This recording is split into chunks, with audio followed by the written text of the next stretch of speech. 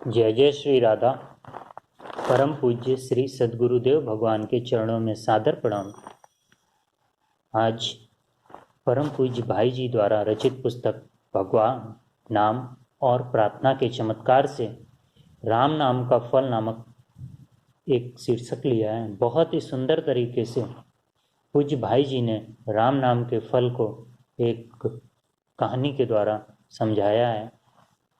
अतः ये हमें समझाने की उन्होंने प्रयास किया है कि भगवान नाम की कितनी महत्वता है और हमें नित्य भगवान नाम को लेना चाहिए। परम पूज्य भाई जी कहते हैं, दो भाई थे पर दोनों के स्वभाव में अंतर था। बड़ा भाई साधु सेवी और भगवान के भजन में रुचि रखने वाला था, दान पुण्य भी करता था, सरल हृदय था, इसलिए कभी कभी नकली साधुओं से ठगा भी जाता था। छोटा भाई अच्छे स्वभाव का था परंतु व्यापारी मानसिक का था। उसे साधु सेवा, भजन और दान के नाम पर ठगाया जाना अच्छा नहीं लगता और वह यही समझता था कि ये सब ठगों के सिवा और कुछ नहीं है। अतः बड़े भाई के कार्यों से सहमत नहीं था। उग्र विरोध तो नहीं करता पर समय समय पर अपनी असहमति प्रकट करता और असहयोग तो करता ही था। बड़े भाई को इस बात का बड़ा दुख था कि उसका छोटा भाई मानव जीवन के वास्तविक लक्ष्य भगवान की प्राप्ति के साधन में रुचि न रखकर दुनियादारी में पूरा लगा हुआ है। बड़े भाई की अच्छी नीयत थी पर वह अपने छोटे भाई को भगवान की ओर लगा देखना चाहता था। वह समय समय पर नम्रता और युक्तियों से समझाता भी, दूसरे अच्छे लोगों से कहलवाता, उपदेश दिलवाता, पर छोटे भाई पर कोई प्रभाव नहीं था। एक बार की बात है, एक शिष्य मंडली सहित एक विरक्त महात्मा उनके शहर में आए। बड़ा भाई साधु सेवी था। वह महात्मा की सेवा में उन्हें एक दिन भिक्षा कराने की इच्छा से निमंत्रण देने पहुंचा। वहां बात ही बात में उसने अपने भाई की स्थिति भी बतला दी। महात्मा ने कहा, पता नहीं क्या विचार करके उसने कहा कि तुम एक काम करना, जिस दिन तुम्हारा छोटा भाई घर में रहे उस दिन हमें भोजन के लिए बुलाना। हम लोगों को ले जाने और लौटाने के समय एक बाजा साथ रखना। तुम्हारा छोटा भाई जो करे उसे करने देना, शेष सारी व्यवस्था हम कर लेंगे। महात्मा के आज्ञा अनुसार व्यवस्था हो गई। बजते हुए बाजे के साथ महात्मा मंडली सहित आ रहे थे। घर में उस दिन ज्यादा रसोई बनते देखकर और घर के समीप ही बाजे की आवाज सुनकर छोटे भाई को कुछ संदेह हुआ। उसने बड़े भाई से पूछा, रसोई किस लिए बन रही है? अपने घर की ओर बाजे के साथ कौन आ रहा है? बड़े भाई ने कहा, एक पहुंचे हुए महात्मा अपनी शिष्य मंडली सहित यहाँ पधारे हैं और उन्हें अपने यहाँ भोजन के लिए बाजे गाजे के साथ लाया जा रहा है। महात्मा भी पहुंचने वाले ही हैं। छोटे भाई को ये सब बातें बहुत बुरी लगी। उसने कहा, आप ये सब चीजें करते हैं, मुझे तो अच्छी नहीं लगती। आप बड़े हैं, आप जो चाहें सो करें, किंतु मैं यह सब नहीं देख सकता, इसलिए मैं कमरे के अंदर किवाड़ बंद करके बैठ जाता हूँ। आपके महात्मा जब खा पीकर चले जाएंगे तब मैं बाहर निकलूंगा। इससे किसी प्रकार का कलह भी होने से घर में बच जाएगा। यह कहकर उसने कमरे के अंदर जाकर किवाड़ अंदर से बंद कर लिए। महात्मा जी आए। सारी बातों को जानकर उन्होंने कमरे को बाहर से साकर लगा दी। भोजन संपन्न हुआ। तदंतर महात्मा जी ने अपनी सारी मंडली को बाजे के साथ लौटा दिया तथा स्वयं उस कमरे के दरवाजे के पास खड़े हो गए। जब लौटते हुए बाजे की अंदर से आवाज सुनी तब छोटा भाई समझा कि अब सब लोग चले गए। उसने अंदर की साकल हटाकर किवाड़ खोलने चाहे पर वे बाहर से बंद थे। उसने जोर से चिल्लाया, फिर बार बार पुकारने लगा कि बाहर से दरवाजा किसने बंद किया है, जल्दी खोलो। महात्मा ने किवाड़ खोले और उसके बाहर निकलते ही जोर से उसके हाथ की कलाई पकड़ ली। महात्मा में ब्रह्मचर्य का बल था, वह चेष्टा करके भी हाथ नहीं छुटा सका। महात्मा ने हंसते हुए कहा, भैया हाथ छुड़वाना है तो मुंह से राम कहो। उसने आवेश में कहा, मैं यह नाम नहीं लूंगा। महात्मा बोले, तो फिर हाथ नहीं छूटेगा। क्रोध और बल का पूरा प्रयोग करने पर भी जब वह हाथ नहीं छुड़ा सका तब उसने कहा, अच्छा राम, छोड़ो हाथ जल्दी और भागो यहाँ से। महात्मा मुस्कुराते हुए यह कहकर बाहर निकल गए, तुमने राम कहा सो बहुत अच्छा किया, पर मेरी एक बात याद रखना, इस राम नाम को किसी भी कीमत पर बेचना नहीं। यह घटना तो हो गई, पर कोई विशेष अंतर नहीं आया। समय पर बड़े भाई की मृत्यु हो गई और उसके कुछ दिन बाद छोटे भाई की भी मृत्यु हो गई।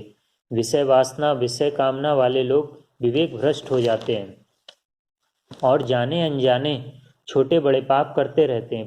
पाप का फल तो भोगना ही पड़ता है। मरने के अंतर छोटे भाई की आत्मा को यमलोक में ले जाया गया। वहां कर्म के हिसाब किताब देखकर बताया गया कि विषय वासना इस जीव ने मनुष्य योनि में केवल साधु अवज्ञा भजन का विरोध ही नहीं किया और भी बड़े बड़े कई पाप किए हैं, पर इसके द्वारा एक बड़ा भारी महान कार्य हुआ है। इसकी जीभ से एक महात्मा के सम्मुख एक बार जबरदस्ती राम नाम का उच्चारण हुआ है।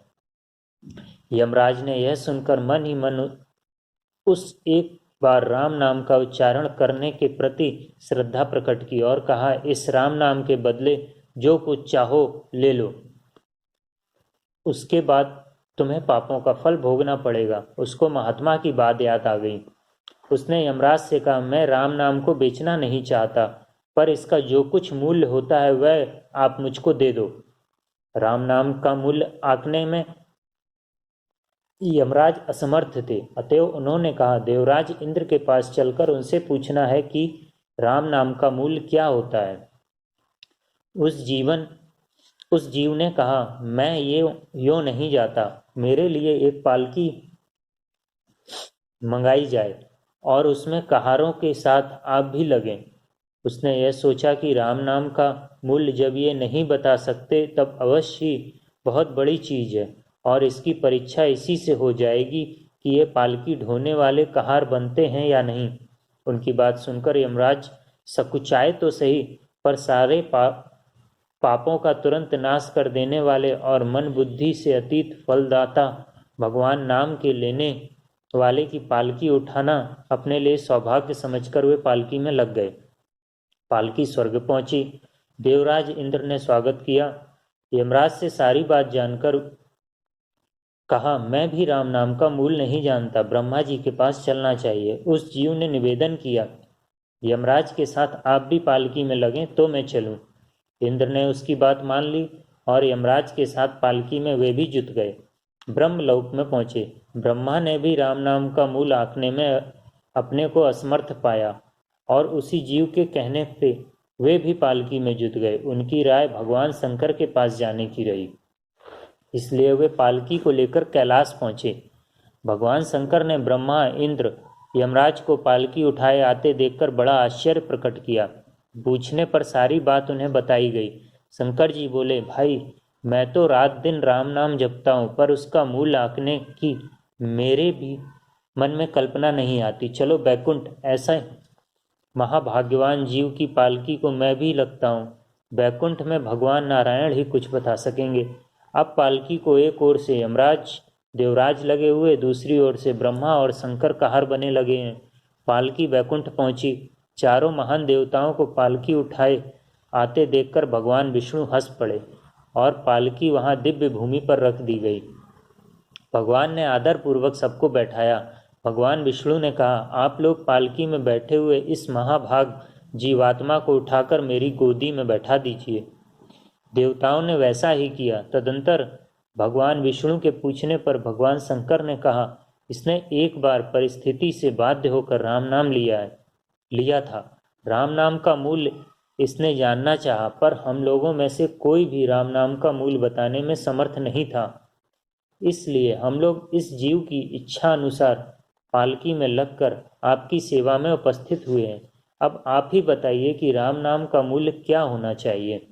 भगवान विष्णु ने मुस्कुराते हुए कहा, आप सरीखे महान देव इसकी पालकी ढोकर यहाँ तक लाए और आप लोगों ने इसे मेरी गोद में बैठाया।